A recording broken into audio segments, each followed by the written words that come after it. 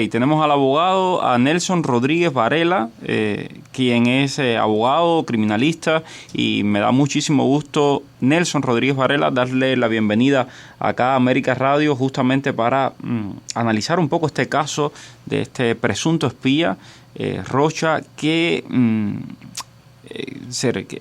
implicaciones pudiera tener legalmente? ¿Qué podría pasar con él? Hoy vamos a ver esa audiencia donde se declarará inocente, culpable. Buenos días, bienvenido. Buenos días, muchas gracias por invitarme al programa. Siempre es un placer. Para usted, primero, me imagino que sea un caso sumamente curioso, ¿no? Para un abogado criminalista. Bueno, para mí es un caso curioso como criminalista, pero también como hijo de cubanos y persona que se ha criado prácticamente en el exilio, escuchando a mi padre y a otros periodistas hablando con respecto a las actividades del régimen de Cuba, las violaciones de derechos humanos, la proliferación de esta mentalidad cubana en nuestro hemisferio, todos los países que han sido básicamente intoxicados por esta mentalidad cubana, es francamente no solamente desde el punto de vista de la seguridad nacional de los Estados Unidos, sino las contribuciones de este régimen a la destrucción de otros países, y la participación obviamente del señor Rocha, que estando en una posición de alianza a los Estados Unidos, trabajando como parte del Consejo Nacional de Seguridad como embajador en diferentes países, es una falla tremenda.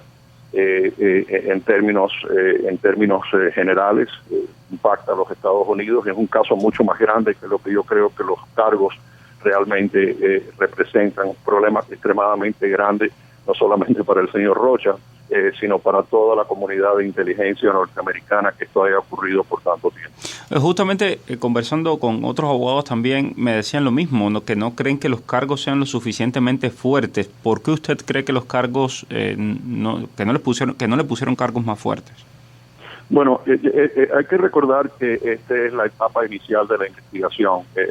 El FBI ha arrestado a este individuo después de recibir información, después de crear estas reuniones donde se reunieron varias veces, obteniendo toda esta información del señor Rocha, donde todavía se manifiesta como una persona que actúa a favor del gobierno de Cuba, un espía encubierto, un individuo donde habría que analizar en los últimos 40 años cuál era la posición que él tenía en ese momento, cuál era la naturaleza de la información que él estaba vendiendo, además de la idea de que él estaba simplemente contribuyendo a la política internacional de los Estados Unidos con respecto a Cuba, de una forma que protegía los intereses de Cuba, protegía los intereses de ese régimen a gran costo de la seguridad nacional de los Estados Unidos, y contribuía de una forma que causaba que los intereses de los Estados Unidos tomaron un segundo plano, obviamente siempre a favor de fortalecer la dictadura cubana con sus diferentes ideas que formaron parte de la tesis política de muchas administraciones con respecto a Cuba. Una de las razones por las cuales uno se pregunta por qué este régimen de Cuba ha durado tanto tiempo, aquí tienes una respuesta bastante concreta con respecto a que una de las personas más importantes que se utilizaban en los Estados Unidos para formar esa política estaba jugando del otro bando y no de los americanos. Uh-huh. ¿Y qué podría pasar? Es decir, usted como abogado experto en estos temas, ¿qué podría pasar? Por ejemplo, hoy vemos si se declara culpable, inocente. ¿Qué pudiera pasar a partir de ahí? ¿Cuál sería el camino con este tema del juicio? ¿Qué condenas le pudieran caer? Bueno, ahora el Departamento de Justicia de los Estados Unidos continúa su investigación. Él ha sido acusado en términos de un complaint, una querella criminal, que incluye solamente los factores necesarios para demostrar causa probable de que este individuo estuvo envuelto en acciones de espionaje a favor del gobierno de Cuba y en contra de los Estados Unidos. Esta investigación va a continuar. Este caso se le presenta a un gran jurado. Los cargos podrían cambiar dependiendo de la información que ellos descubran y de la forma que ellos articulen su presentamiento o su presentación al gran jurado. Entonces yo esperaría que hoy, o bueno, en el momento en que venga la instrucción formal de cargos, que él se declare inocente a los cargos, porque es típicamente lo que ocurre. Okay. De acuerdo a esa mentalidad, tal vez yo creo que lo único que le podría convenir a él en este momento es de cooperar con las autoridades norteamericanas, de acuerdo a la información que está contenida en esa querella, lo cual yo no tengo ninguna razón para dudar de lo que los agentes están diciendo que ocurrió. Podrían cooperar, y es lo mejor que podría hacer, cooperar con los Estados Unidos. De ahí podría salir más información con respecto a otras personas, porque claramente este es un individuo que no puede haber actuado solo, tiene que haber otras personas envueltas.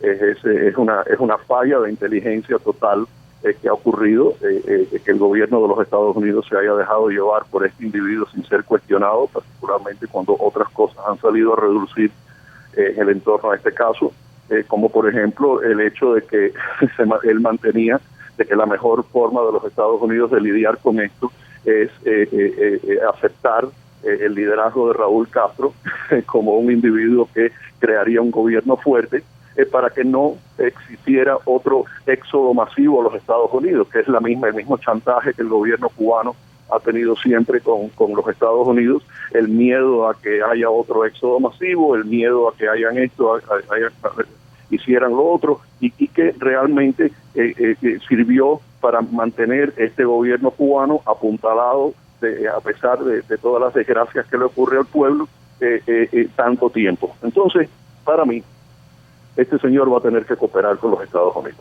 Los cargos podrían subir. En un momento determinado tendrá que declararse culpable. Y si no coopera con los Estados Unidos, o así coopere con los Estados Unidos, yo esperaría que este señor sea sentenciado de una forma a la cual yo creo que probablemente moriría en la cárcel por la cantidad de tiempo que le podrían dar por este tipo de casos y por estas acciones que él ha tomado, cuyas repercusiones son en este momento incalculables, pero sí en cierto es un individuo que actuó en contra de los Estados Unidos habiendo jurado alianza a él. Y una pregunta también que quería hacerle. Okay, ahora viene este proceso, él probablemente se declara inocente, va a continuar la investigación, los cargos van a ser mayores. ¿Por qué? Y no sé si no se siente cómodo, pues no pasa nada. Pero ¿por qué en este momento? Es decir, ¿esto es pura casualidad? ¿Porque lo agarraron ahora? ¿O puede haber algo detrás? ¿Por qué hacer este arresto en este momento? Y no sé cómo lo ve usted.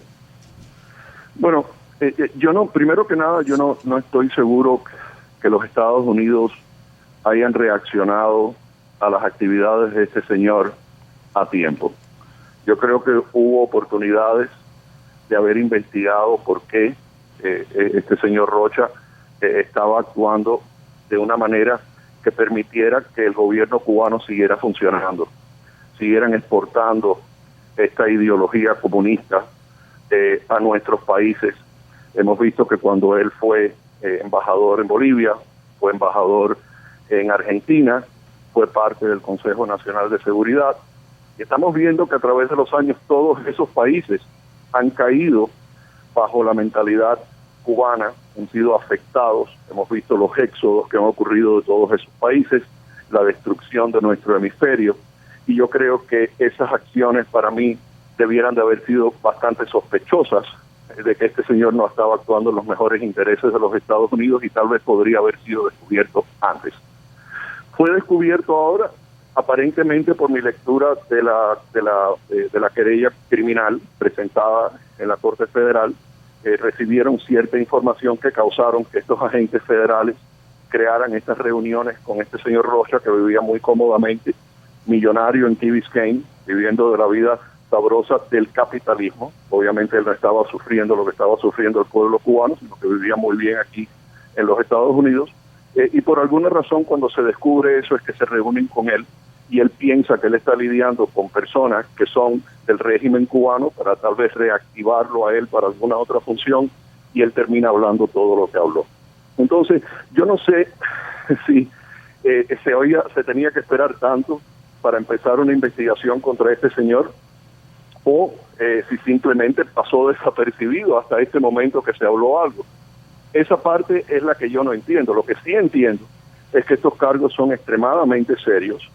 Las alegaciones que se están haciendo son conforme a estatutos de conspiración, de actuar a favor de un gobierno que es enemigo de los Estados Unidos, que ha sido designado como uno de los países que apoya el terrorismo internacional, que hemos visto sus acciones con respecto y consistente con esa idea, y anticipo que en un momento determinado, cuando este caso siga y proceda a la Corte y venga el momento tal vez de la sentencia, se van a tomar en consideración todas estas cosas, y es muy posible que el juez inclusive cuestione por qué es que se haya demorado tanto todo esto. Esto es un fallo enorme de nuestra comunidad de inteligencia.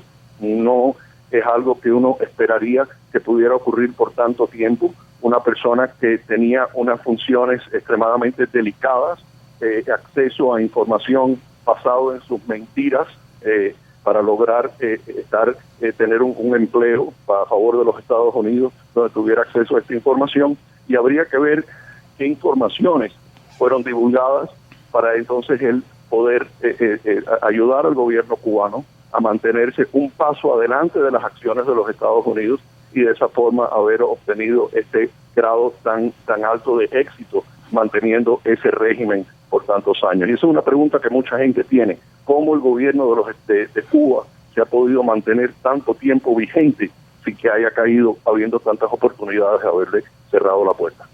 Bueno, pues muchísimas gracias por su participación, por su intervención. Para estar bien informado, te invitamos a escuchar América Radio 1260 AM Miami, la voz del exilio.